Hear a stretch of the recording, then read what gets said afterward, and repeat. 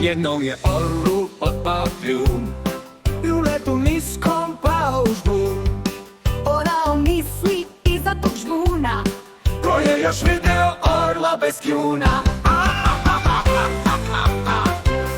Šta sada radim, kuda ću vakal? Vidi me kakav sam smešan i kljakav. da nije kljun, Gde li se krije? Misli se orao dok suze lije. Tad novi kljun oče da niče. jao šta je ovo? Orao viče, šta mi se ovo Dešava ljudi, posumnja orao, da li on ludi?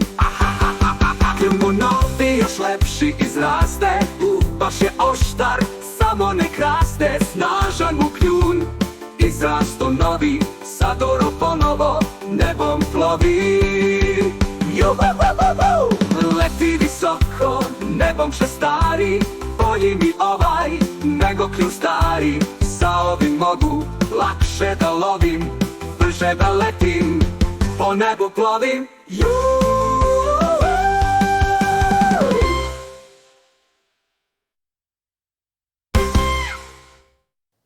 Da li ste znali da negde oko polovine života orao mora da odluči da li će da zameni svoj stari istrošen kljun novim kako bi mogao ponovo da lovi i hrani svoje mladunce?